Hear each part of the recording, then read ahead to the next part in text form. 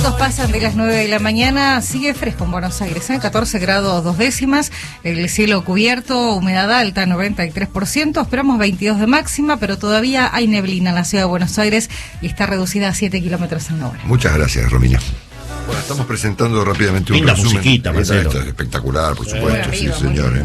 Pero Sebastián Yatra, el cantante de esta tan bonita canción, junto con el señor John Legend, que es el que canta en inglés. En un momento está genial en la grabación porque se mezclan las voces, no sabes quién canta. Sí. Me gustaba esta musiquita cuando estábamos en la otra vida, Marcelo. Ah, ok, correcto. Bueno, cuando aparezca Romina Aldana en el escenario, chau Yatra, sí, terminó, exactamente. Bueno, vamos a hacer un breve repaso de la actualidad argentina. Vamos a postergar la parte internacional para el siguiente capítulo cuando conversemos con Carlos Perellana. Pero hay una última noticia que se la adelanto antes del resumen, que es que se sabe que los misiles arrojados ayer sobre la ciudad de Odessa, arriba de hoteles, eran misiles de características hipersónicas. Bueno, esa información que está ofreciendo en este momento el portal de CNN, fueron arrojados sobre hoteles, aún no se sabe a quién querían matar, digamos, ¿no? Pero estaba allí en algún lugar de Odessa estaba Juan, el titular de la Comisión Europea, digamos, el presidente de Europa. Claro. Jean Michel es el presidente del Consejo Europeo que estaba de visita y bueno, tuvo que refugiarse por los misiles, básicamente. Exactamente. Bueno, gracias. Ya venimos con este tema, estamos presentando un repaso completo de la actualidad argentina en este día, martes 10 de mayo. Presenta. El presidente Fernández encontró una manera, o acaba de anunciar cuál será a su juicio la manera de dirimir su conflicto con la señora de Kirchner. Lo acaba de anunciar, ni bien pisó suelo español. Se los voy a contar ni bien finalice este breve repaso. Ayer, hablando del presidente Fernández ofreció una compensación de 1.600.000 pesos para terminar con la causa del Olivos Gate, en la causa originada en estas reuniones inapropiadas ocurridas en la Quinta Olivos durante la cuarentena dictada por el propio presidente Fernández. Fernández no es el único mandatario que está afectado por este comportamiento. Le pasó a Boris Johnson, le pasó a otros, yo ya no me acuerdo, pero fueron unos cuantos los afectados por estas violaciones.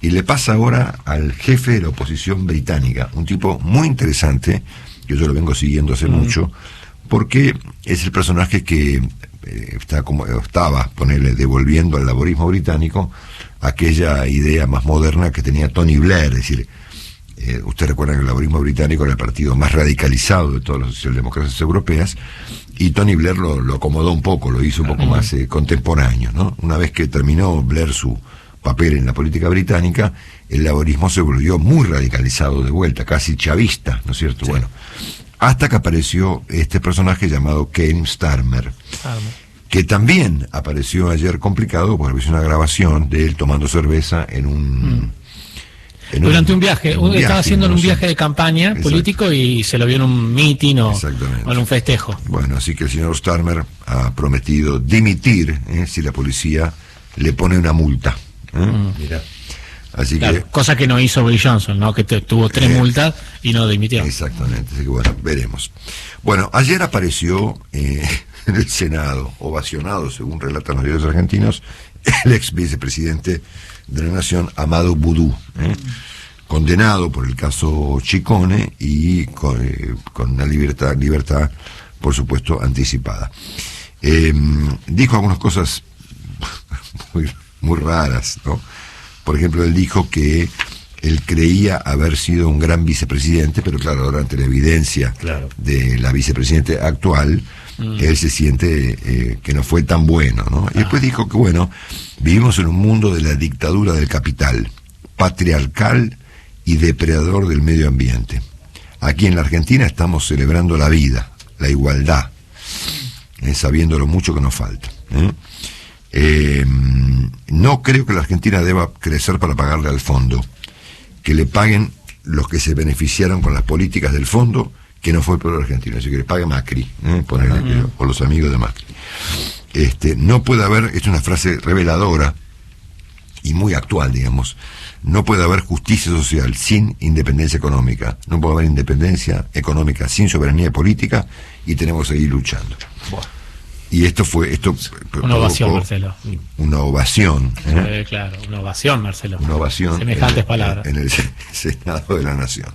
Bueno, otra persona que fue condenada por la justicia, en este caso 8 años de prisión, el ex gobernador de la provincia de Entre Ríos, Sergio Uribarri.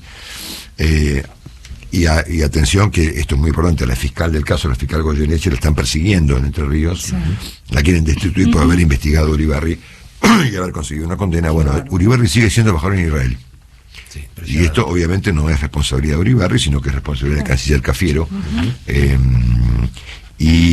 Por supuesto, responsabilidad del presidente Fernández. El fiscal, ante la Cámara de Casación Penal, que se llama Mario Villar, presentó los fundamentos ayer para que se considere que Cristina Kirchner, Máximo Kirchner y Florencia Kirchner y los demás imputados en la causa deban enfrentar el juicio oral por el tema de la causa Otesur, que fue eliminada del juicio oral, ¿no es cierto? Hay un gran lío con el ejército argentino y el propio Ministerio de Defensa, porque es el ejército el que está ahora planteando ante la Corte Suprema que se anule, digamos, el fallo que le concedió tierras del ejército en Bariloche, ahí camino de Hotel Yao Yao, a una comunidad que la reclama por sentirse una comunidad de un pueblo originario, ¿no? A mí la idea del pueblo originario como idea me resulta una idea muy extrema, ¿no? Porque los pueblos se mezclan, ¿eh? La historia es una demostración de que no hay tal cosa como un pueblo originario, es una cosa medio racista, ¿no? Exacto. Claro. O sea, los pueblos se mezclan. O sea, los pueblos son el resultado de una fusión de pueblos, ¿no? ¿Quién es el primero? Que yo, Adán, en el caso de que vos creas en la Biblia, ¿no es cierto? Pero de no ser por Adán, digamos, yo no sé quién puede decir, mire, yo soy el originario de acá. El dueño del paraíso. Originario del originario. Claro, viste, sí, me parece que el mundo es una evolución, ¿no es cierto?, de donde los pueblos se han ido mezclando, ¿no? Seguramente si estas personas se consideran originarios, antes habrá habido otros originarios también. Seguramente. Y así por cientos de miles de años. Yo me acuerdo que, claro, si usted en la historia de Roma, los romanos inventaron un relato, ¿no? Exacto. Bueno, un relato muy interesante respecto de la pureza de la fundación de Roma. Eso fue escrito ya cuando Roma era un imperio, y al emperador Augusto se le ocurrió que había que inventar una historia épica, ¿no? Entonces le encargó a un poeta la Eneida, ¿no? Que relata la historia de la salida de Eneida de Troya, y cómo a través de los años y del cruce con los dioses, Claro, después uno lee la historia, encuentra que los romanos fueron una fusión de pueblos, ¿no? Los sabinos, los latinos, los etruscos, los romanos, los que venían de Troya, los que se iban de Troya. Entonces, claro, esta idea de que hay un pueblo originario de un lugar no es antropológicamente correcta, ¿no? No es más que leer a Harari y a Sapiens para advertir que aún nosotros somos una mezcla de Homo sapiens y de el hombre de Neandertal. De Neandertal, obviamente, sin duda. ¿Quiénes fuimos los originarios? Cromañón y Neandertal. Neandertal Neandertales o los Homo sapiens.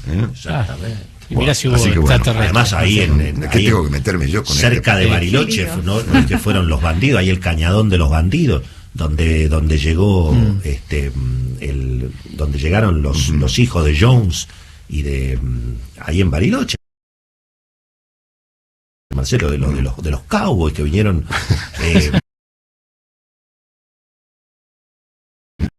pero cómo no, efectivamente, los ladrones de bancos famosos. Sí, Bonnie and Clyde. Bonnie and Clyde, exactamente, sí. Claro.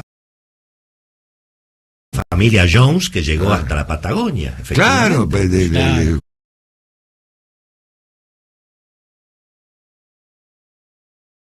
Jones Wallace. Exactamente. Ahí está el famoso cañadón de los bandidos, cerca del aeropuerto de Bariloche, donde dicen que justamente llegaron aquellos bandidos que venían refugiándose de la ley norteamericana, Marcelo. Volviendo al tema, si a alguien se le ocurre establecer cuál fue el pueblo originario de España, por ejemplo, puede escribir 12 tratados. Los visigodos. Sí, yo. ¿Quiénes fueron los originarios? No sabemos. No sabemos. Bueno, nada, a mí me parece una noción muy errada, y a mí me parece que lo más interesante del asunto es que los pueblos se mezclen, convivan, cada uno con sus tradiciones, cada uno con su...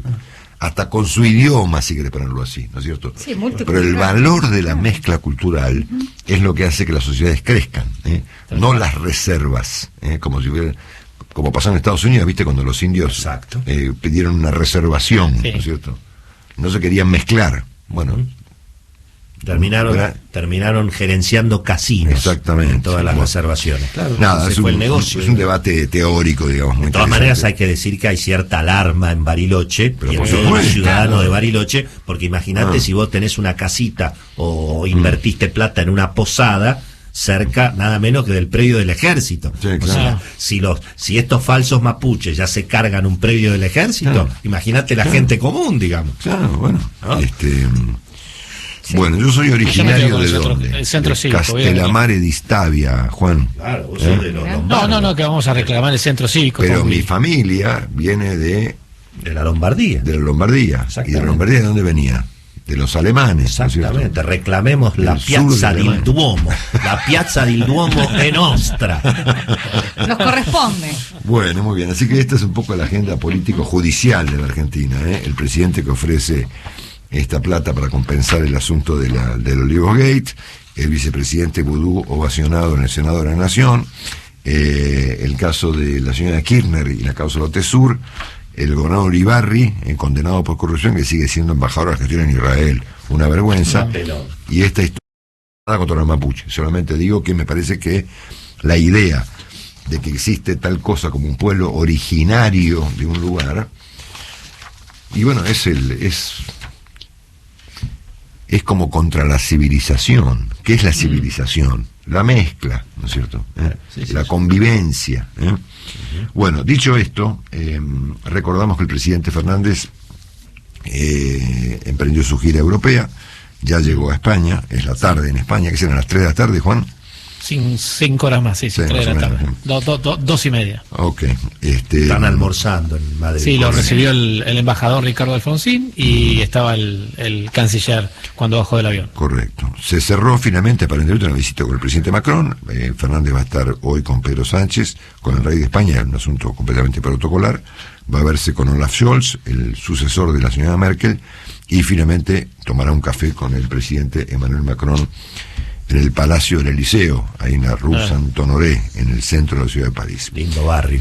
Lindo barrio. Se derrumbaron los mercados, lo conversamos esta mañana con Luis Palmagané, se derrumbó todo, particularmente se derrumbaron los papeles argentinos que cotizan en Wall Street, con caídas realmente muy significativas, ¿no? Por ejemplo, el Mercado Libre, que es una empresa espectacular, que es la más valiosa del país, cayó 17%, ¿no? Y así otras, ¿no? También derrumbadas las criptomonedas. También, sí. Hoy un Bitcoin vale la mitad que hace 6 meses, ¿no? ¿Tienen idea del precio de mercado de eso? Yo del tema cripto lo que sé es lo que leo, ¿no? Entonces hoy un Bitcoin vale $30.000, pero valía 60.000. 65 también, Marcelo. Ok. Sí, bueno, muy bien. En el plano de la política, obviamente muy mezclado hoy en día con la economía, ayer habló el presidente Fernández y se encontró a sí mismo un mérito, ¿no? Cada uno se encuentra el mérito que le resulte. Él se encontró el mérito de que él no oculta la pobreza. Pareció un dardo, digamos, como se dice ahora la señora Kirchner. Claro. En mi gobierno no oculté nada. Claro. Y sé que la distribución está con problemas. A ver, acá parece que hay una confusión de parte del presidente, primero porque no hace falta, digamos, no ocultar no es un mérito. No. Yo no oculto la inflación. Bueno, sí, obvio, papi. Es una obligación. Una obligación. Ahora, el problema en la Argentina no es la distribución, es el crecimiento. Es un país estancado hace más de 10 años, ¿no? Entonces, yo no sé de qué habla ahora el oficialismo cuando habla de que hay que mejorar o no la distribución. ¿La distribución de qué? De pérdidas. Bueno, el presidente dijo esto ayer. Yo no oculté nada, y nunca me hice el distraído. Hubo críticas, obviamente todo el mundo supone que impulsadas por el presidente Fernández, a la señora Kirchner de parte de Martín Guzmán y de Matías Culfas. Un poco tarde. Un poco tardío. Un poco tarde. Contragolpe le ponen. Sí. Lo diario, una palabra un poco exagerada. Sí, hay que hacer títulos, Marcelo. Sí, claro. Hoy el ministro Guzmán va a hablar en la Cámara de Comercio Argentino-Americana, el AmCham. Creo que es el 6º discurso que Guzmán ofrece en un par de semanas a los empresarios, que deben ser todos los mismos, digamos, que van cambiando de mesa, digamos, pero todos son socios de los mismos clubes, ¿no es cierto? Sí, obviamente.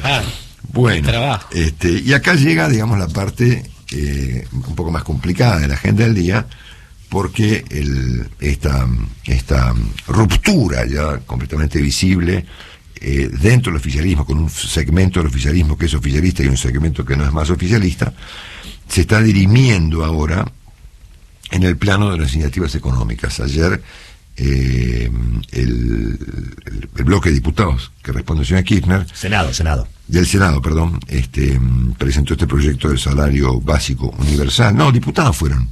Ajá. Estos son diputados. Que es una especie de salario para todo el mundo, ¿no? Que esto, por supuesto, no tiene ninguna forma ni de prosperar en el Congreso ni de hacerse realidad en el caso de que no prospere. Pero esto, más que un proyecto, parece un obstáculo, ¿no? Un obstáculo que el kirchnerismo le pone al ministro Guzmán, de varios obstáculos que le viene poniendo. Otro es el proyecto de aumentar el salario mínimo para todo el mundo, otro es el de incorporar 500.000 personas al sistema jubilatorio, y obviamente otro es el intento más que por izquierda, lo corren con populismo económico, digamos. Exactamente. Claro. Entonces acá llega el cierre de este breve repaso con lo último del presidente Fernández, que encontró probablemente una vuelta a cómo dirimir este complejísimo problema de la fractura del oficialismo en oficialismo y oposición. Porque bueno, puede haber dos sectores relativamente oficialistas, ¿no? Pero esto es un sector oficialismo muy minoritario, porque piensan que Fernández quedó como un representante de un sector minoritario dentro de una coalición también minoritaria que está al mismo tiempo fracturada entre oficialismo y oposición. Entonces, el presidente acaba de decir que este problema se va a dirimir en las PASO. En las PASO del año que viene, ¿no? Lo que no reveló el presidente es cómo vamos a llegar de acá a agosto del año próximo, cuando bajo este procedimiento él dirima su tensión interna con la señora Kirchner. Le va a ser complicado el camino si es que además de este anuncio no hace alguna otra cosa un poco más importante, ¿no? Porque me parece que esas PASO eventualmente van a determinar una estrepitosa derrota de ambos. Amenazas, nucleares, de este último ataque tremendo ocurrido en la ciudad de Odessa, de donde proviene justamente, mira vos, la familia Cohen. Así es. La familia Cohen es la familia de Odessa. Sí, señor. Bueno,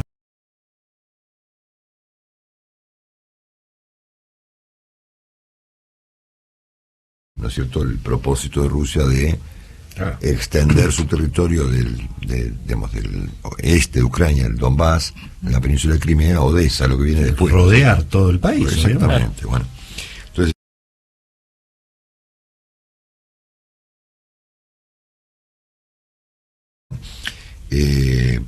ha habido amenazas importantes hasta sobre la figura de Elon Musk, acusado por los rusos de que el Pentágono utiliza su sistema de compañía satelital de internet, no me acuerdo el nombre, no importa, Starlink, ¿no? Así es. Bueno, fuera de estos últimos acontecimientos que van cambiando día a día, ha habido dos reflexiones este fin de semana, a mi juicio, muy profundas.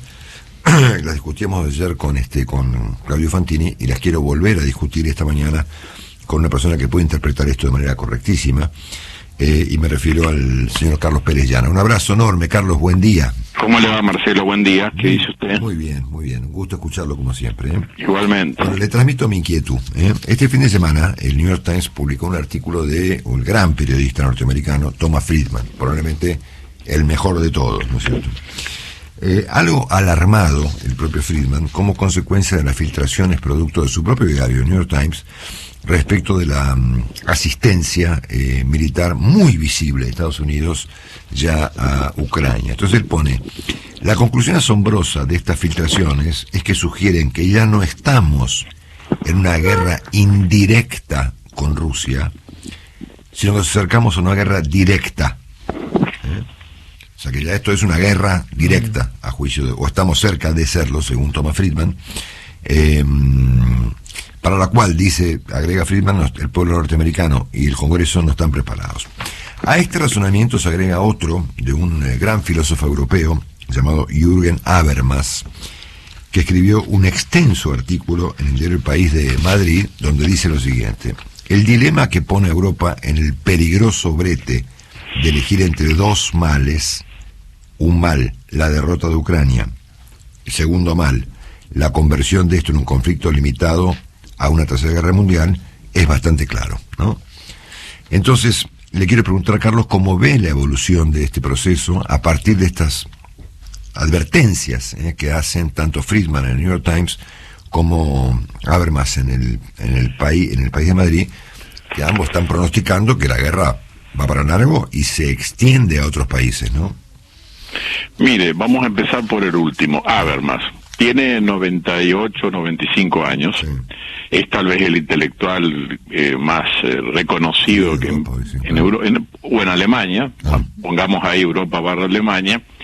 Y eso es un debate que tiene Alemania, porque ha salido también un grupo de intelectuales contra la actitud del gobierno de apoyar a Ucrania, y ha salido otro grupo de intelectuales apoyando una dureza incrementada respecto de Alemania. Él sale en el medio y dice esto. Ahora, yo siempre digo que hay que tener mucho cuidado con los pasados, porque el pasado condiciona. Históricamente hay una simbiosis, o ha habido una simbiosis entre Alemania y Rusia. Eso es indudable. Hay una especie de atracción fatal. Y yo creo que esa atracción fatal remonta muchos años atrás. Tanto la filosofía y la historia y la cultura política de Alemania y de Rusia han tenido una reacción contra la Revolución Francesa, vamos a llamar el iluminismo. Y esto se ha venido prolongando a través de siglos. De manera que me parece que Habermas trata de navegar entre dos aguas y dice una verdad: hay riesgos. La otra pregunta: ¿qué pasa si nadie interviene? Los riesgos son mayores, nada más que están concentrados en Ucrania y estarían concentrados en consolidar un poder totalitario, estalinismo. Ese modelo estalinista hoy está muy presente en Europa, está muy presente en Rusia, está muy presente en Ucrania. Hoy, por ejemplo, en Ucrania el gran tema es el tema del genocidio para algunos, hambruna colectiva para otros. Entonces yo diría que lo de Habermas tiene que ver con su naturaleza alemana, el miedo está muy expuesto, y además la dependencia excesiva y peligrosa que Alemania asumió de depender del gas ruso. Y consecuentemente, si hay alguien en Europa que va a pagar un endurecimiento respecto de Rusia, obviamente es Alemania.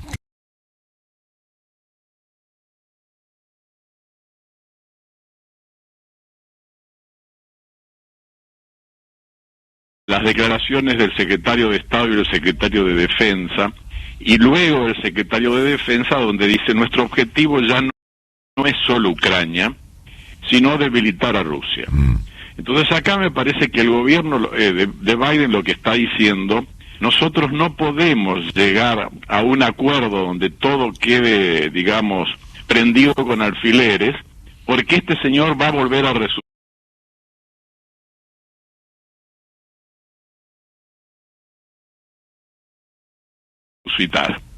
Y consecuentemente es un peligro que, si no lo abortamos ahora, en algún momento va a volver a aparecer. Lo que dice Friedman tiene razón, en el sentido que se han ubicado las posiciones cerca de una guerra donde indudablemente hay un responsable si llegara a ocurrir, que se llama Putin. Sí, yo comprendo lo que él dice, pero él también en su momento se equivocó, porque además él es una especie de viuda de la globalización. Él en su momento dijo que, siguiendo una línea de Fukuyama, la historia había terminado, y él dijo: bueno, el mundo es plato y la globalización supone conectividad, conexión, democracia y mercado para todos. De manera que también hay que tener un cuidado porque él está comprometido, o sea, la lectura que él hizo de la posguerra fría no fue finalmente la que él diseñó y la que él entrevió. Por eso yo digo, son dos voces muy autorizadas, al lado de ellos yo no existo, pero lo llamamos para dirimir este conflicto, Carlos, ¿cómo que no existe? Bueno, es pero nuestro oráculo en esta materia. Tengo el derecho y el deber de explicar por qué yo creo que son actitudes con sesgos. Cada uno tiene un sesgo. Uno es un sesgo alemán y el otro me parece que está viendo que el mundo que él visualizó no existe más. El mundo de la globalización. Porque yo creo que una de las viudas de esta guerra es la globalización. O sea, ese es un ciclo que ha terminado desde todo punto de vista y lo que estamos entrando es un nuevo ciclo donde hay una especie de renacer de las pasiones, básicamente concentrada en el nacionalismo revisionista, que quiere revisar fronteras. El único punto que yo no tengo claro en esto es que hay algo o ya hay alguien que puede desempatar. Si algo ya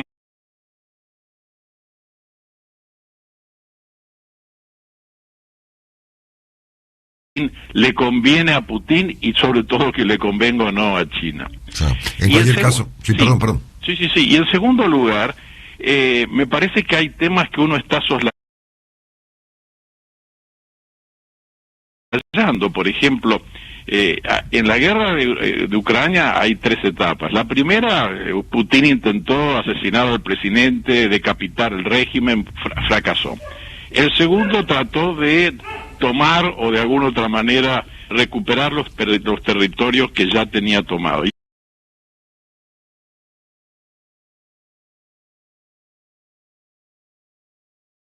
Los países del Mediterráneo, concretamente, por ejemplo, 100 y pico millones de habitantes de Egipto.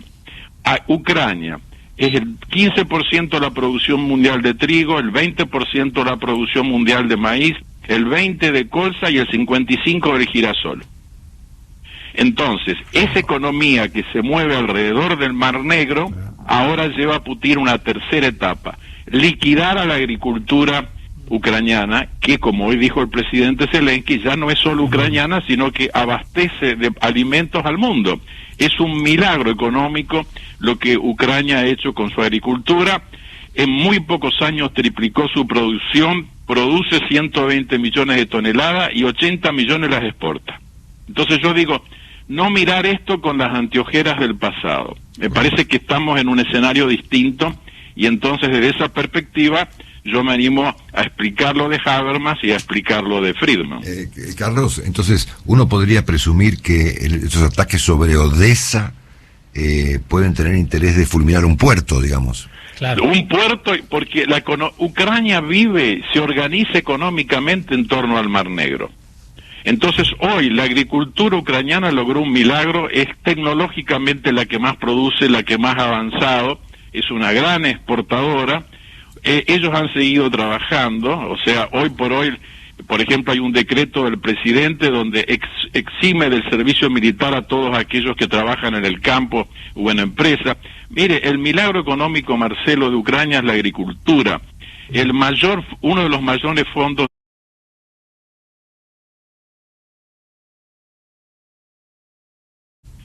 los fondos de inversión están a full en Ucrania. Entonces ahora el objetivo de Putin es liquidar a Ucrania económicamente y esto hace recordar a la hambruna colectiva que Stalin aplicó contra Ucrania, donde murieron entre 3 y 4 millones de ucranianos. Estamos hablando de los años 30. Wow. Bueno, en cualquier caso, y para cerrar esta conversación tan alucinante, Carlos, uno podría encontrar, a pesar de sus respectivos sesgos, un denominador común entre Habermas y Friedman, en el sentido de que los dos ven la situación como muy peligrosa, ¿no?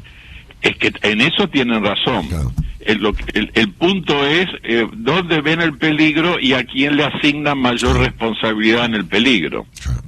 Yo creo que hay mayor responsabilidad en Putin y no en Biden, porque Friedman está cuestionando a Biden y Habermas está cuestionando el alineamiento de Alemania. Claro.